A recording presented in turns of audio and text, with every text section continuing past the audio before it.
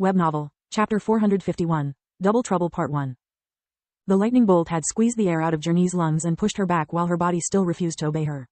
Her constable armor coupled with the potion's effects had taken the brunt of the damage, but pain radiated from the point of impact, turning every movement into agony. Yet pain was an old friend to her, something Journey had got used to ever since her family had trained her to inflict and withstand torture before she even turned 10. Pain was what allowed her to regain control of her limbs. The ice spikes barely managed to pierce her skin before she pivoted on the balls of her feet to redirect the momentum of her fall to the side and roll to safety. Lith was having it much worse than her. The city array prevented him to blink while the carpenter's vortex was close enough to rob him of his magic aside from fusion magic. His rings were useless, he couldn't fly or use spirit magic to pull himself away. Lith had to choose between being turned into a kebab, a charred corpse, or both. He chose the fourth option, the one he created. Lith jumped back into the side, putting himself willingly in front of the closest of the enemy's clawed hands. With one hand on the blade's hilt and the other on its flat side, Lith used the earth magic-infused gatekeeper as a shield against the enemy's middle finger. It was the longest and the closest one among those forming the spear-like hand which was darting at him with the speed of a freight train. It was also the most dangerous one, aimed at his heart. Lith used the force of the impact to propel himself away from the spell in the other hand. What he couldn't expect was that the remaining 3 fingers dislocated themselves, becoming long enough to reach his head, abdomen, and left leg respectively. Lith was still in midair after parrying the middle finger. He couldn't dodge while his magic was still sealed. Cursing at the enemy's wits, he could only tilt his head sideways to avoid the deadly tap at his forehead. The puppeteer laughed at his feeble attempt. The incoming spearhead wasn't a mindless projectile, but one of their fingers. Carpenters couldn't feel pain. Receptors were among the many things they had discarded to make their strength as explosive as their lifespan was short. The carpenter's forefinger followed Lith's movements, striking him on his right temple as the other 2 phalanges pierced his body. Blood spurted from Lith's stomach and left thigh. Yet the moment his clenched muscles stopped the fingers, the darkness magic-infused gatekeeper performed a circular motion that cut all 4 of them almost down to the knuckles. Ravaged by the chaotic energies, the creature's secondary core and its fingers collapsed at the same time, reducing its battle strength considerably. It's impossible. Suddenly the puppeteer had nothing to laugh about. I know that a wound caused by the tip of one phalanx is bound to be shallow, but even a few centimeters deep hole in the head is supposed to be deadly. Yet there wasn't even a bruise on Lith's forehead. Only a curved stone plate that had deflected the projectile and reduced the impact to an oversized finger flick. Are you all right, Solus?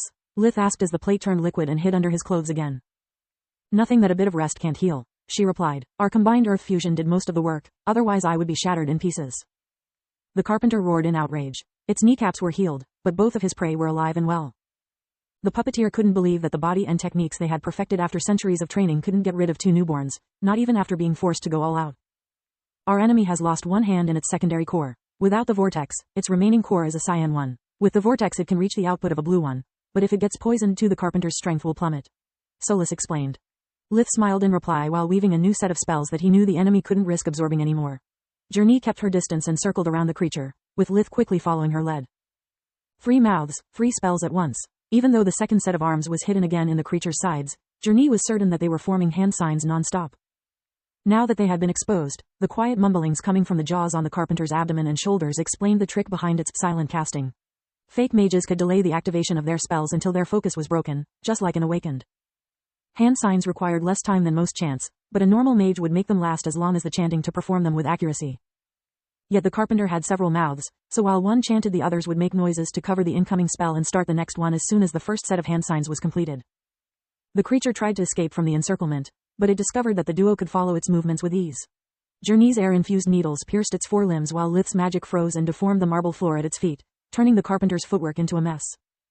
Journey then activated several wands at once, releasing a barrage of lightning bolts that could sweep the whole ballroom.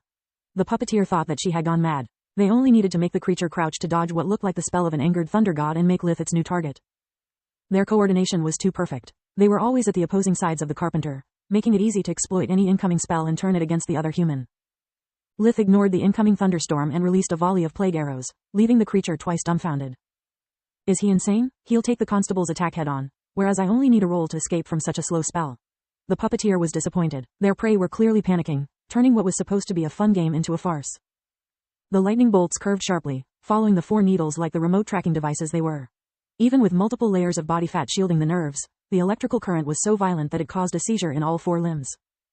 The carpenter found itself paralyzed, so none of the plague arrows missed its target. The dark energies spread like a disease, eating away the creature's physical and magical strength. Its focus was lost, and so were all the spells it had prepared.